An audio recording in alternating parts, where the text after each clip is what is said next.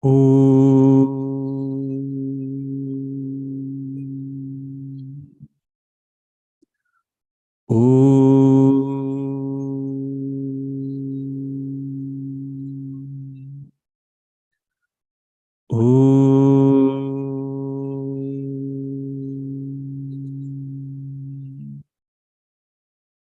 Om Sahana Bhavatu Sahanau Bhunaktu Sahaviryam Karavavahai Tejasvinavadhitamastu ma vidvishavahai.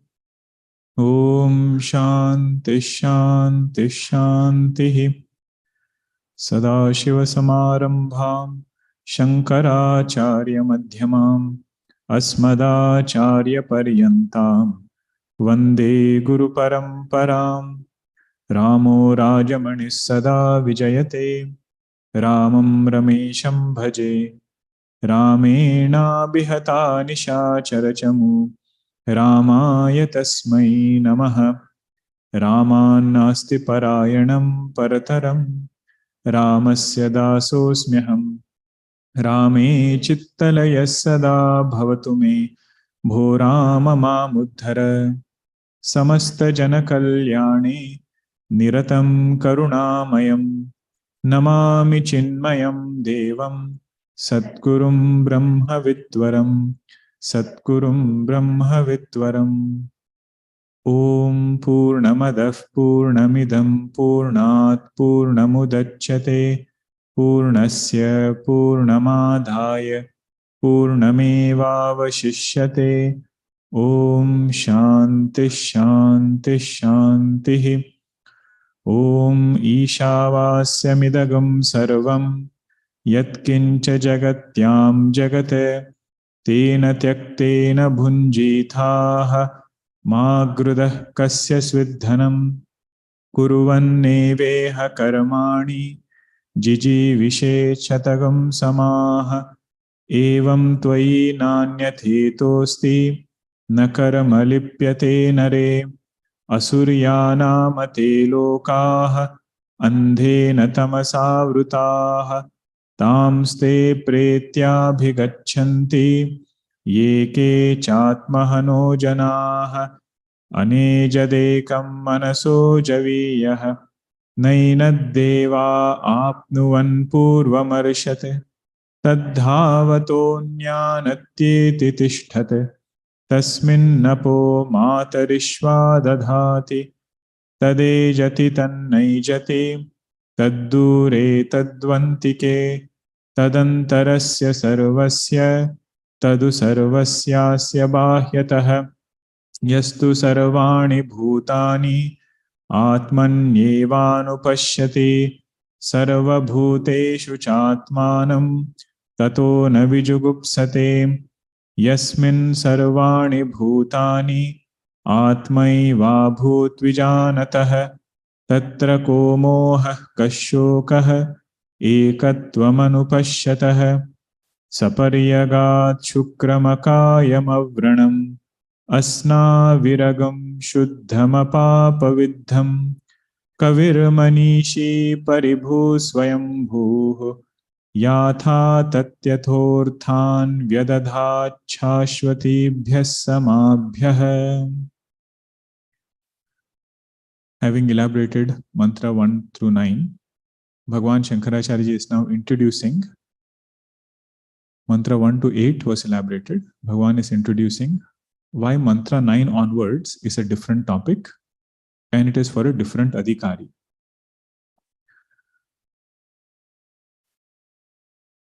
Fourth mantra through 8th mantra was an elaboration on Jnana Nishtha. What is the nature of absolute truth? What is the means to reach there? What is the Phalashruti? Having reached there, how does a person revel in bliss? So, Yastu Sarvani Bhutani Atmani Eva Anupashyati Sarva Bhuteshu Chatmanam Tatona Vijugupsate. That is Phalashruti, result of knowledge. Next mantra is also Phalashruti, Tatra ko mohaha kashokaha ekatvam anupashyatah. Now Bhagwan says the mantras that are going to come now, 9th mantra onwards, are for somebody who has some desires in this world, because of which he is doing karma and upasana. Therefore, this has to be a different topic. Previously, there was an Acharya, Bhaskara Acharya, who said everything is just one. Upanishads are one body of knowledge. You might consider knowledge to be a little superior, but knowledge needs upasana to give result. Knowledge needs upasana to give result. It cannot independently give its result. To explain the mahima, the greatness of knowledge, such discussions are taken up. One more thing we should notice, whenever they are talking about karma upasana, they are primarily referring to Sakama Karma and Sakama Upasana. Sakama means desire-prompted actions and desire-prompted upasana. That is why that quotation came, Jaya me syat iti. Means he wants something in this world, he is fulfilling that desire through karma, through upasana. Another way to look at it is, Bhagavan is telling here, Sakama Karma Upasana and Brahmajnanam, they cannot be practiced together. Desire-prompted action and strong worldly goals and desire for Brahman, two things cannot go together. It is just like having some desire for dream object and wanting to be awake at the same time. So both cannot go together. You will have either one or the other. This question will come to a sadhaka who is sincerely walking on the spiritual path. That on one hand, I have to build my sadhana chatushtaya. And the only means to do that is karma upasana. On other hand, it is said, Adhikari for Upanishads is different, Jnanam is different, Adhikari for karma upasana is different. So how am I to understand? Should I do karma upasana or should I drop? So that we should remember this samuchaya when they say that jnana and karma upasana cannot be together. What they are referring to is Sakama Karma and Sakama Upasana. Even if you see the examples which are quoted, they are not referring to karma upasana which is related to sadhana chatushtaya. That karma upasana will be sequential progress. Okay, let me ask you this. Sakama Karma, Sakama Upasana and Jnanam cannot be combined. Nishkama Karma, Nishkama Upasana and Jnanam, can it be combined? How many of you say yes? How many say no? Okay, fundamentals you have to hold on to. Huh?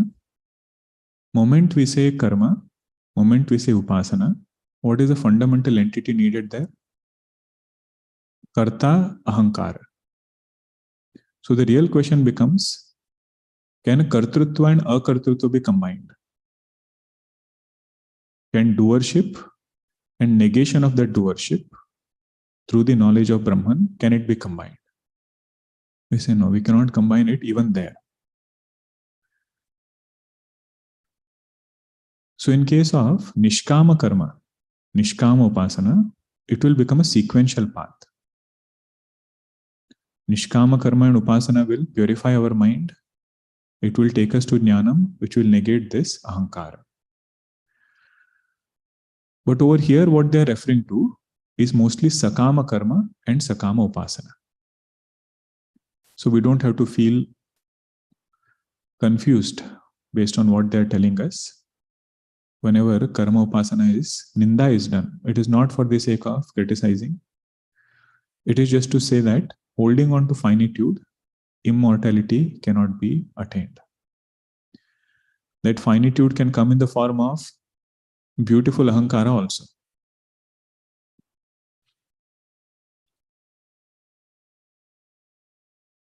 So that was the portion Bhagwan had introduced us to. He said 9th mantra onwards is a different adhikari, different student. The one who is adhikari, fit student for 4th through 8th mantra, is somebody who has become desireless, somebody who doesn't want to do even kamya karma. Vedanta Sara, what was the mumukshu definition? Kamya nishiddha varjana purasaram. Forbidden action, nishiddha karma, one should never do. But if somebody has some kind of desires, kamana, scriptures come and say there is a dharmic way to exhaust those desires. But mumukshu is somebody who doesn't have even those kamanas. That is what makes him a mumukshu. Bhagwan says, for somebody who doesn't have world as the goal, don't push him into the world again.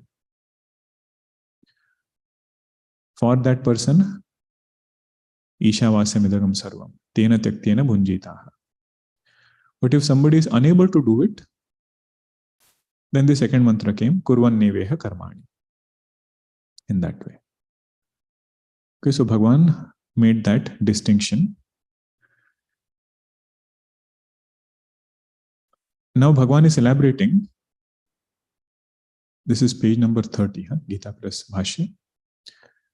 He is saying, if there is desire seen in a person, we should understand the seed of desire, which is ignorance, is very well present there. Only when ignorance is there about our own blissful self, do we get desires about seeking happiness in the world outside. And this is one form of practice of Vedanta also. Whenever mind brings so many proposals, do this, you will be happy. That time this intellect which has done Shravanam should remind this mind, you are Ananda Swarupa, nothing of this world can bring happiness. But on the other hand, for somebody who doesn't have this knowledge, somebody who is engrossed in karma, what is driving him into karma? Bhagwan says it is his ignorance which is driving him. Our journey is going to be like this. First from tamas, we come to rajas. Scriptures only say, do whichever action you can. Don't be in inadvertence, indolent kind of life. But after he comes into rajas, through Shastra, he has to control his rajas, put it under the power of sattva. And through knowledge, negate even that sattva, ahankara, sattvic ahankara. That is the journey. But now we are talking about that sadhaka who has come from tamas to rajas. Very dynamic, very active, very efficient also. Bhagwan says such a person will create Saptanna Sarga. He will be blessed with 7 forms of annam, and his world will be surrounded by these 7 forms of annam. What are they? That we will see now. Page number 30, first paragraph. I think last line, right? Tathacha tat phalam. Tathacha tat phalam saptanna sargah teshu atma bhavena atma swarupa avasthanam jayadi eshanatraya sanyasena cha atma vidam karmanishta pratikulyena atma swarupa nishtha eva darshita kim prajaya karishyamah yesham naha Ayam Atma, Ayam Lokah, Ityadina. This much we will see. When somebody has Kartrutva very strong, doership is very strong, engaged in lot of karma. Because of that karma, he gets its phalam. Karma phalam he gets. What is karma phalam of person like this? Saptanna sarga. That is his karma phala. So there are 7 forms of annam that are mentioned that this person gets. First annam is the annam that we eat. Means he will have a lot of prosperity as far as material resources are concerned. We are listing the 7 annam. This is not given in Bhashya. First annam is annam that we eat, representing material prosperity. Second annam is whenever there is a yajna done, and in that whatever ahuti is put, that ahuti is called as the second annam, called as hutam. Hutam means whatever offering you can put in the yajna fire, that also is blessed with in plenty. Means whatever resources he needs for performing higher worlds, rituals for higher worlds, that he is blessed with. Here he has a lot of prosperity. Here onwards also a lot of prosperity. Third annam is called as prahutam. Prahutam means when the purnahuti is done in that yajna, after that whatever is remaining, ghee and everything, that is put in that yajna. So what is put during the yajna is called as hutam. What is put after the yajna is called as prahutam. That is the third type of yajna that also he is blessed with. Who is this person? Karmi. Very dynamic, very active, very efficient. Third thing this person is blessed with, fourth thing is blessed with is mind. Mind means very sharp thinking. Because of his diligence in karma, he is blessed with a very sharp mind. Fifth annam is speech. Becomes an eloquent speaker. Just by training his mind, just by doing karmas very efficiently. That is the fifth annam. Sixth annam is prana. Prana means he is very, very enthusiastic. That is one thing about karma.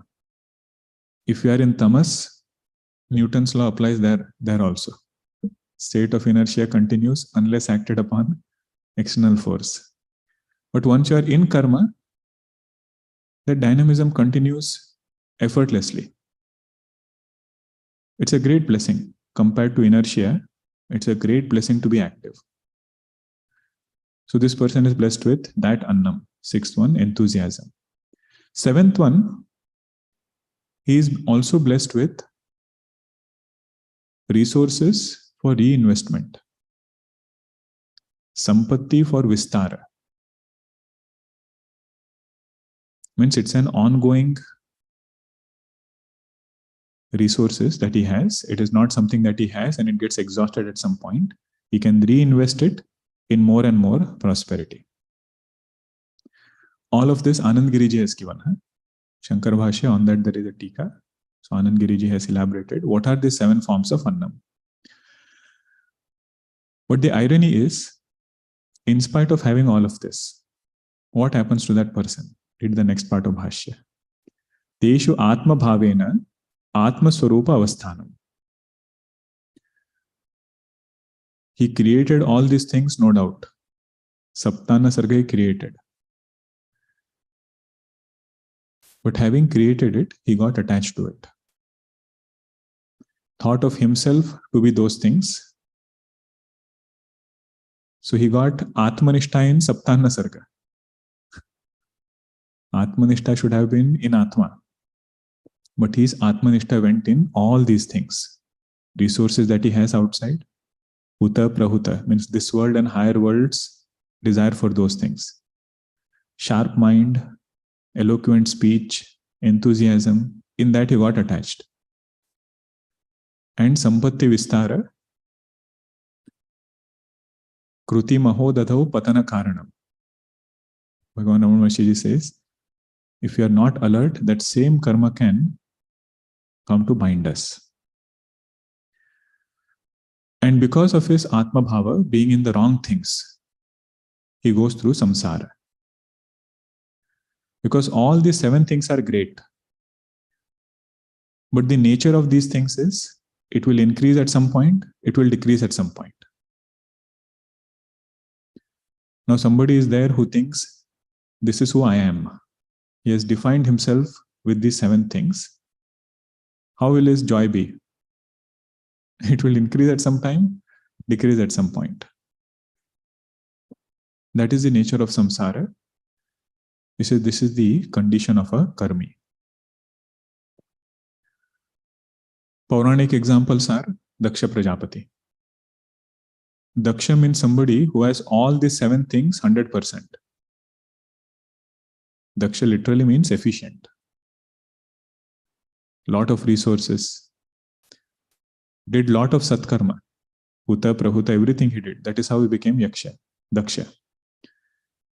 Then mind is so sharp. If he has to take care of all other devatas. Prajapati means CEO of devatas. How sharp of a mind he must be. Everything he has. Speech is there, enthusiasm is there. But because it is only focused on this karma without any upasana, that mind goes in samsara. Means our abhimana is very much capable of bringing all sorrows in that person's life. Kartrutva or ahankara, that itself is sufficient. On the other hand, jayati eshanatraya sannyasena.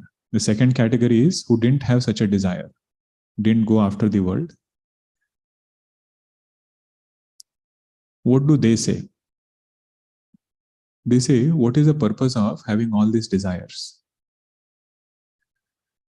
Once they have gotten vairagya from world, they will get vairagya from the means. So, jayadi eshanatraya sannyasena. Putreshana, lokeshana, vitteshana. Or putreshana, vitteshana, lokeshana. All the 3 eshanas, they have given up. You don't see any point in setting that as goal of life. Atma Vidam, those who are knowers of the self, karma-nishtha pratikulyena. They understand that doership is opposed to karma-nishtha. Doership is opposed to jnana-nishtha. Karma-nishtha pratikulyena. If you are karma-nishtha, if you are having strong doership, that is opposed to atma-swarupa-nishtha.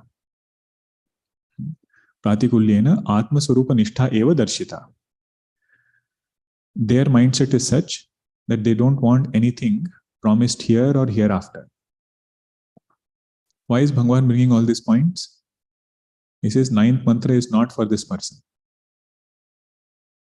One who doesn't have worldly goals or otherworldly goals. Karma upasana, sakama karma, sakama upasana is not for that person. What does he say? Kim praja karishyamaha. What am I going to do with praja? Means putreshana. You should also understand what am I going to do with vitteshana? What am I going to do with lokeshana? Name, fame. He says, in dream, I have a very big fan club. So what is the point in having something in mithya jagat and setting that as goal of life? Then what is your goal? He says, Yesham naha ayam atma ayam lokaha. For us, atma alone is the goal because it is permanent. Ayam atma ayam lokaha. Loka here means Purushartha. Atma alone is our Purushartha, not anything else.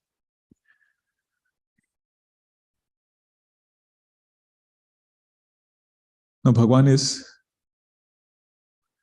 emphasizing this point that Vedanta will work only for that person who doesn't have worldly goals.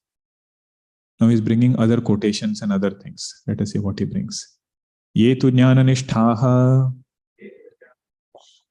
sannyasinaha tebhyah asurya namate ityadina avidvat ninda dvarena atmanah yathatmyam saparyagad iti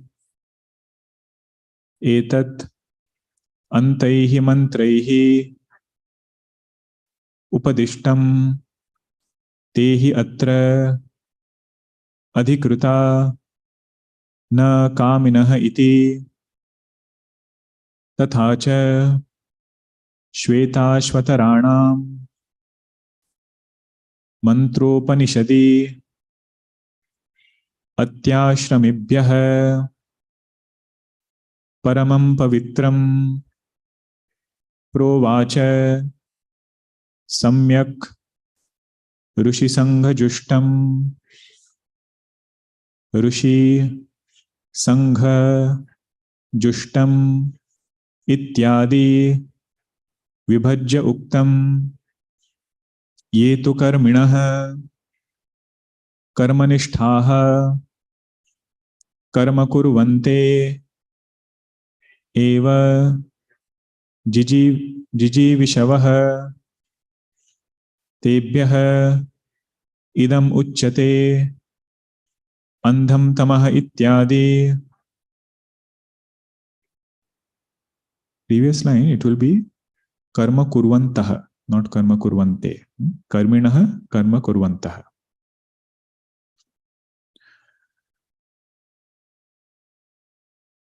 Ye tu jnana nishtha.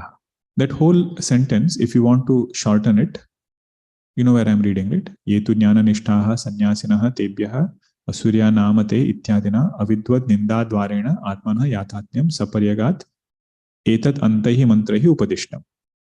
If you want to shorten it, you can say Sannyasinah upadishtam. For sannyasis, this upadesha was given.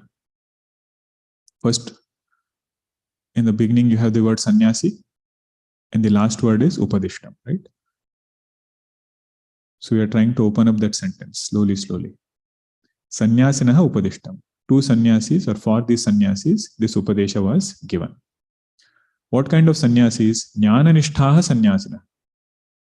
Those sannyasis who were jnana nishtha. What upadesha was given to those sannyasis? Saparyagat iti.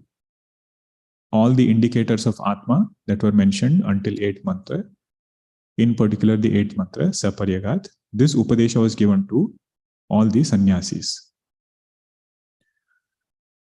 Now the third mantra was there, Asurya namate lokaha, andhena tamasavrutaha, means having attained a human body, if somebody doesn't strive for this Brahma Vidya. Bhagavan Shankaracharya says that mantra was predominantly for sannyasis. Means those who were adhikari of first mantra. Pashyannapichana pashyati mudaha. He says you came so close, means you had desire for this knowledge, you gained this knowledge before you got nishtha. He says don't get sidetracked. Before you get conviction in this truth, don't allow this mind to go back to older ways of living. So sannyasinah tebhyah asurya namate ityadina avidvan ninda dvarena. By doing ninda of avidvan, what is pointed out is jnani should remain focused on the truth. Tamste pretyabhi gachanti yeke chatmahano janaha. He said human birth is very precious. If you miss this opportunity, next yoni, there is no guarantee it will be human birth. It could be what? Adarshanatmaka yoni. We saw that in that mantra. Asurya namate lokaha doesn't mean a world which is literally dark, but that form of life where knowledge of truth is very difficult to take place. He said with that mantra, the sannyasi was warned. Having attained this knowledge, remain focused. Sapariyaditi ityadi mantrahi upadishtam. If you catch hold of the verb and find out to whom it is referring to, then you can keep asking questions, all different things will open up. So sannyasinaha upadishtam. Sannyasis were given this upadesha. Which upadesha? Saparyagat. What other upadesha were they given? Asurya namate lokaha. By doing ninda, stuti of Brahmajnanam was done. Only they will benefit the most from Vedanta. He said, why was Upadesha given only to sannyasis, not for other people? Sannyasi here we should remember, one who has done sannyasa of 3 ashanas. Not only external indicator, putreshana, vitteshana, lokeshana. One who doesn't have any worldly goals. Only that person will benefit from Vedanta.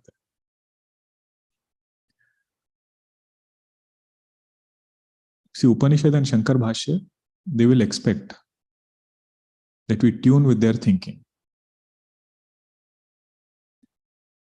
If they have to talk about karma-yoga, they will talk about how to divinize all desires. But when they talk about jnanam, they say we have to graduate, mature from them, all other desires, then only somebody can benefit the most from Vedanta. Both cannot go together. They say the example, right? You can ride on 2 horses until you meet a tree. The tree is this one now.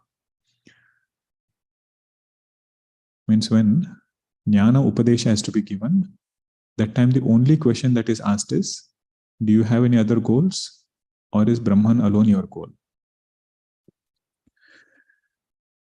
Tehi atra adhikrutaha. Only they who have done sannyas of all 3 ashanas, they are the adhikaris over here. Adhikari word Gurudev would translate very beautifully. He would say only they will benefit. Because the same thing many people asked Gurudev. You are giving this teaching to everybody. What about adhikara? He said that we don't have to worry. Only the person who has adhikara, that person will benefit. And what was his other answer? Nidra Devi will take care of the rest. Means wherever there is no adhikara, mind will go to sleep.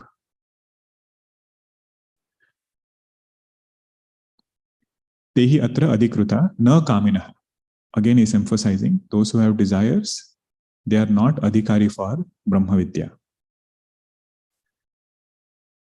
Now he says, are you talking from your own intellection or do you have some pramana? He says, yes, I have pramana. Bhagavan is telling. He's quoting Ishavasyopanishad Upanishad mantra.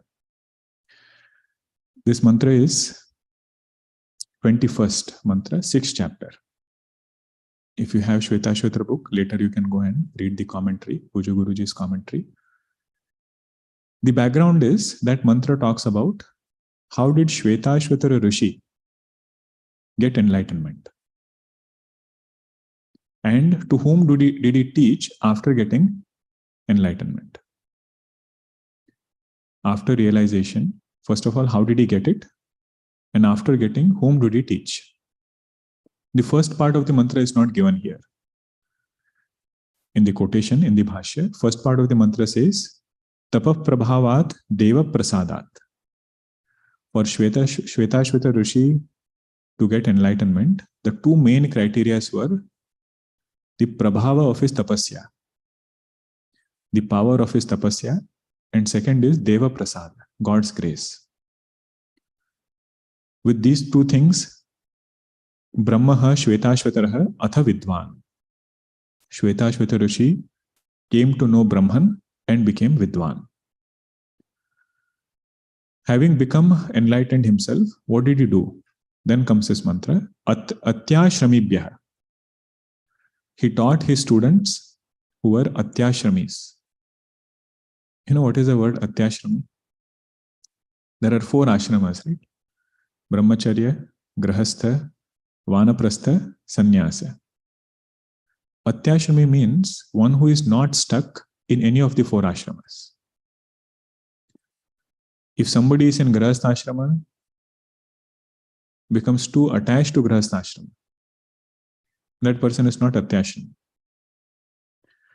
Somebody is in Sannyasa and defines himself as a sannyasi, that is also not Atyashrami. Atyashrami means for whom purpose of all 4 ashramas are fulfilled, and now he wants exclusive abidance in Atma. See, all ashramas, they are from Jiva standpoint, not Atma standpoint. Ahankara only becomes Brahmachari, Ahankara becomes Grahastha, Ahankara becomes Vanaprasthi, Ahankara has the title of Sannyasi. Atma is Nitya Sannyasi. There was never a time it became bound, never a time it has to renounce anything. So this is that student, Atyashrami. For them, Shvetashvata Rishi gave this teaching. So Bhagavan is quoting that mantra here to say that the Adhikari for Jnanam, Adhikari for knowledge is somebody who is Atyashrami. Paramam Pavitram. What is the nature of this knowledge? Most purifying. The knowledge that he taught to his students, adjective for that is most purifying knowledge. Why is it most purifying? Because it doesn't remove only the sin, it removes the sinner himself. That ahankara which had the tendency to commit sin, Brahmajnanam comes and removes that ahankara. That is why it is Paramam Pavitram. Puja Guruji in commentary has given a funny incident to explain this point, Paramam Pavitram. He said there was a thief who was put in prison and something went wrong and he was kept 1 week extra. So they apologized, saying that, 1 week extra we kept you. He said, don't worry, next time when I come, you can adjust. I mean, the tendency to commit a mistake is so strong, no matter what you do, it will come back again. So Paramam Pavitram means the tendency to commit sin is removed and the sinner himself is removed. Ahankara itself is removed.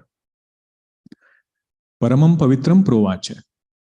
That truth which is most purifying, that Shvetashvata Rishi taught to his students. Who are those students? Samyak Rishi Sangha Jushtam. Those who have lot of reverence for Brahma Vidya. Rishi Sangha Jushtam Paramam Pavitram Provacha. That Brahma Vidya which is worshipped by these rishis, the students are also rishis, who are Atyashrami. To those rishis, Shvetashvata Rishi taught this Brahma Vidya. That is why he says there has to be a distinction between mantra 1 to 8 and 9th mantra onwards. 9th mantra onwards is for somebody who has worldly desires. 1 to 8, or mainly 4 through 8, which was elaboration of first mantra, that is for sannyasi. Now he says, if you are done with this topic, we have understood the distinction between 1 through 8 and 9th. Let us go to the introduction of 9th mantra. Yetu karminaha karma-nishtaha. Those who are karma-nishtas, karmis, karma kurvantaha eva. They will be engaged in actions. Karma kurvantaha eva. Jiji Vishavah Tebhyah Idam Uchyate. Means you don't have to tell them to do anything because desire is there. That desire will push them into karma. That is what it means. If anyway they are going to do karma, then to give guidance to those people, next mantra has come. Let us read the mantra. Andham tamah ityadi. Andham tamah pravishanti ye avidyam upasate tato bhuya ivate tamah ya uvidyayam rataha. Andham tamah pravishanti ye avidyam upasate tato bhuya ivate tamah ya uvidyayam rataha. Ye, those people, avidyam upasate. Avidya here refers to karma. Bhagavan will elaborate in Bhashya. Whatever is different from Vidya, whatever is different from Jnanam, he says everything is karma only. That is why the word avidya is translated as karma. Those who are engrossed in only karma, ye avidyam upasate, what happens to them? Andham tamah pravishanti. They enter dark worlds. Andham tamah pravishanti. How will you understand dark worlds here? When their mind becomes incapable of grasping the truth. Previously also, Asurya Namate Lokaha, it was not a dark world literally. That life form where knowledge of truth was difficult. So here also they enter dark worlds. Means what? Their mind becomes such that they are unable to grasp the subtler facets of life. Andham tamaha pravishanti ye avidyam upasate. Okay, so first line is for that person who is doing only karma. Second line you see, yau vidyayam rataha. Those who are engrossed in only upasana. Vidya word here refers to upasana. Vidya word doesn't refer to Brahma Vidya. The reason why Vidya word is referred to upasana is in the next mantra, karma and upasana samuchaya is mentioned. Avidya and Vidya samuchaya. Samuchaya means practicing it together.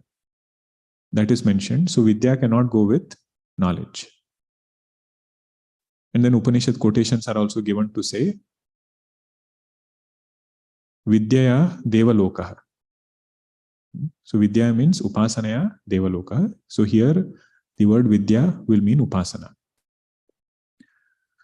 Those who are engrossed in Upasana only, don't do karma. What happens to them? Tato bhuya ivate tamaha. They go to even darker worlds. They go to even darker worlds. Those who do only karma, they are criticized. Those who do only upasana, they are also criticized. Bhagavan clarifies over here in Bhashya. He says criticism here is not for its own sake. Because same Upanishad glorified karma. Means Phalashruti was given of those who do karma. Phalashruti was given of those who do upasana. So you cannot praise one thing and criticize it at the same time. The reason that individual performance of these two things is criticized is to endorse combination of both.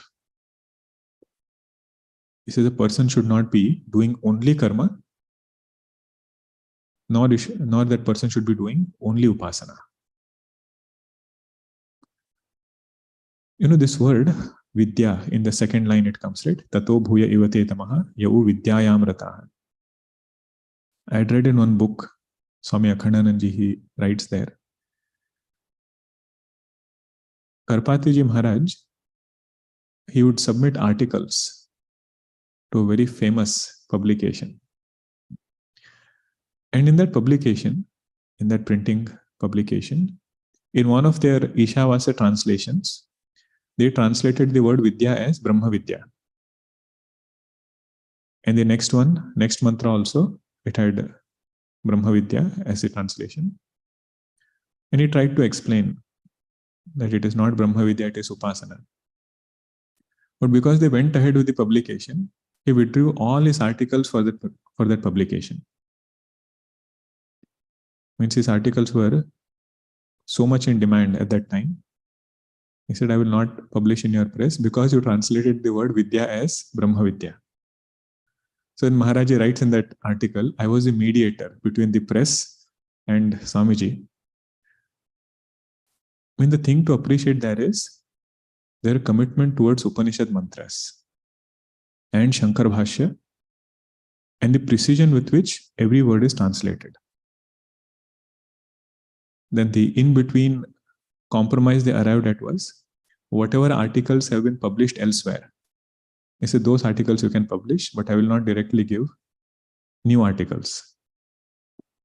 Whenever I read that word, Vidya, Avidhya in Ishavasya, I remember that incident. Now we have to appreciate what are we talking about here.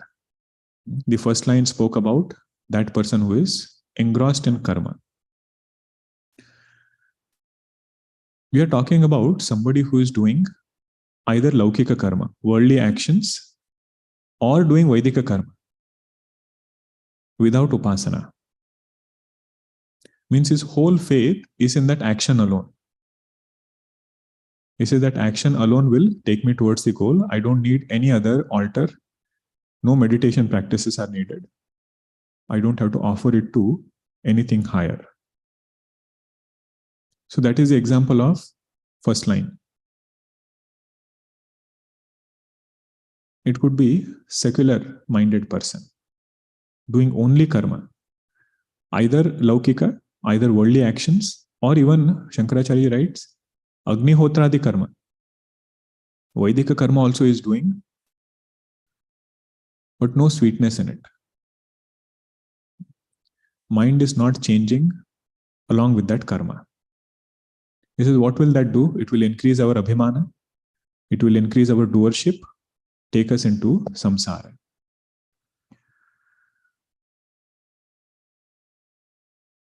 That is the first one. In fact, the first one is easy to understand. Somebody who does only karma, no upasana. What is more challenging is the second category.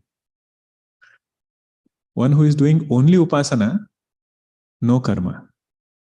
That person goes into even darker worlds. Okay, first we'll appreciate this with some examples. We talk about work-life balance, right? If somebody is there who is doing only physical activities, means going to gym, running, exercising, only concerned about having a good routine, and it doesn't take care of his intellectual abilities.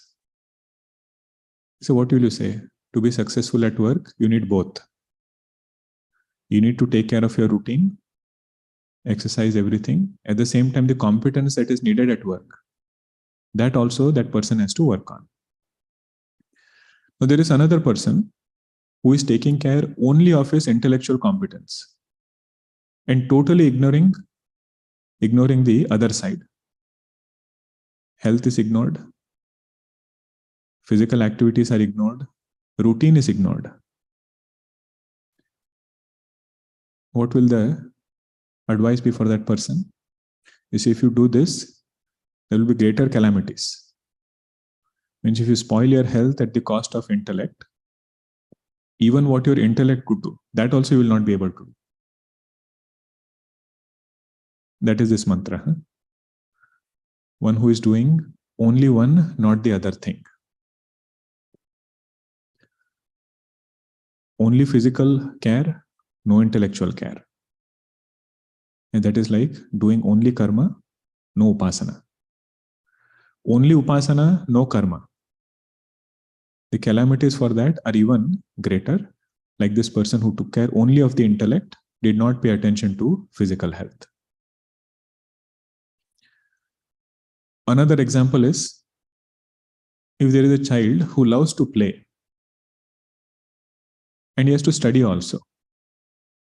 If he does only play, no study, might go to difficult situations. Antam tamah pravishanti. But on the other hand, does only study, no play. You see, you need some kind of outlet where your mind can complement the other side. So what will be encouraged? You have to play and you have to study. You have to work and you have to take care of physical routine, exercise, and everything. Now come to this example. Now come to the main point of this verse. Somebody who is doing only upasana, no karma. Who will be this person? So one who is doing upasana at the cost of his kartavya. Whatever duties were enjoined to him, whatever he is supposed to do, at the cost of that, he is doing upasana. And sometimes you hear some offices, not here, in some other places. You say, where is Sabji? Where is the officer who is supposed to come? He says, gone to visit temples. Means when this person comes at 10 o'clock, first he will go visit temple A, temple B, temple C. People are waiting in the office. By the time he comes, it is noon time. Then he takes lunch break. Then little bit rest. Evening, it is already time to go back. Means that upasana which comes at the cost of kartavya, that will take this person to even darker worlds. Because that karma will ensure that he has a disciplined life. That is one nature of karma. Whichever karma we sign up for, that karma will make sure that we bring a good routine. And if somebody doesn't do that, now you can apply this for Vaidika karma also. This example of that officer was for Laukika karma. Laukika, Vaidika words are clear, right? Laukika means worldly actions. Vaidika means religious actions. So the example of that officer was for worldly actions related.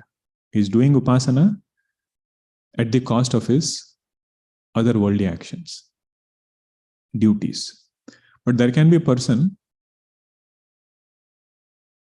who does upasana, but doesn't feel the importance to do Vaidika karmas. Whatever karmas he is supposed to be doing, japa, pujanam, whatever other sadhanas are there. If I only meditate, I don't want to do any of these actions. So there it is said, very quickly, this person's mind will become very turbulent.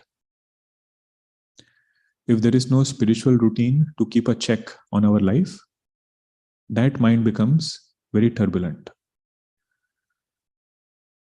And without us knowing, Kamya and Nishidda karma, they will again creep into this person's life.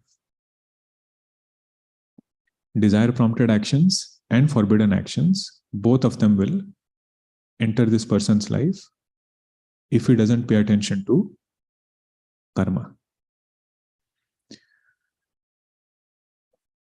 Both these things are important to encourage or to emphasize the importance of combining karma and upasana.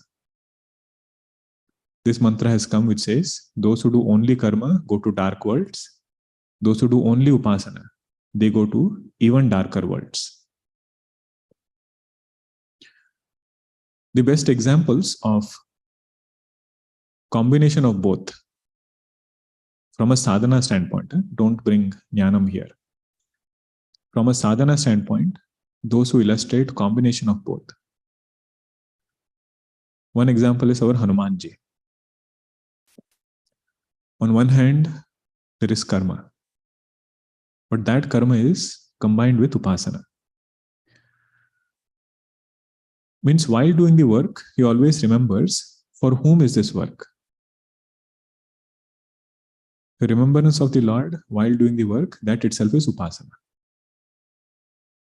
Now think about the other side. Work is done very well. If there is no altar to offer, what will be the altar that this person ends up offering? Ahankara. Because somewhere it has to go. Either it will go to Bhagwan or it will go to Ahankara. This is that Ahankara will take us into samsara. Another example is our Arjuna himself. Mam anuswara yuddhacha. Mam anusmara yuddhacha. Bhagwan says, remember me and then fight. Don't just fight. He could have said yuddhya. So don't fight. Mam anusmara. Do upasana. Remember for whom you are doing it. Then you do that work. If you only remember me, don't fight. That is even worst. Yatra Yogeshwara Krishna, Tatra Partho Dhanurdhara. If you want victory, there has to be Yogeshwara Krishna. Upasana should be there. But Dhanurdhara Partha also should be there. The one who is ready to do karma, both have to go together. There are different saints who have communicated the same message in a very beautiful way in several other compositions. This is one saint, his name is Kashta Jiva Swami. He has written few compositions in Avidhya Bhasha. Just like Hindi, you just listen what he says. Tan se karma, bhajana surat se, alaga alaga yaha mauka hai. He says, if you always say, I'm going to do karma separately and bhajan separately, that is one way to do it. Tan se karma, bhajana surat se, alaga alaga yaha mauka hai. My actions are different, my prayer is different. अगर कोई दोनों को साधे, इसमें क्या बेमौका है? If somebody is able to accomplish both together, he can make his work into prayer. What is wrong in this thing? Why not do that instead of saying both are different? Work is different and prayer is different. What is the obstacle in this? Why can't we mix work and prayer? Why can't we do both together? इसमें तेरी कचाई रोक रखी है, तू उए का छोका है. The obstacle in combining both of this is our own extrovertedness. Kachai means extrovertedness. That itself is stopping us from remembering Bhagwan while doing our work. कभी न फुर्सत होगी बंदे, गजब हवा का झोंका है. He says, if you keep waiting that I will finish all my work, then do my prayer. He says, कभी न फुर्सत होगी. There will never be a day when we will have a lot of time to do both these things exclusively. He says, whenever you are working, try to do that as a prayer of the Lord. Prayer at the cost of work, Bhagwan doesn't like it. Okay. That officer's example was very simple, but that is what is mentioned in that second line. Upasana without karma. That takes this person to even darker worlds. Karma without upasana, that also brings samsara. Okay, this was the meaning of the mantra. Bhashya part is an echo of the same one, but we'll continue not next Tuesday, but next Thursday. Next Tuesday, we won't have class. May 8th is our graduation. Hope to see all of you there. Then Thursday will be our last session, May 11th. Om Purnamada Purnamidam Purnat Purnamudachyate Purnasya Purnamadaya Purnameva Vashishyate. Om Shanti Shanti Shanti. Harihi Om Shri Gurubhyo Namaha. Harihi Om. Hari Om.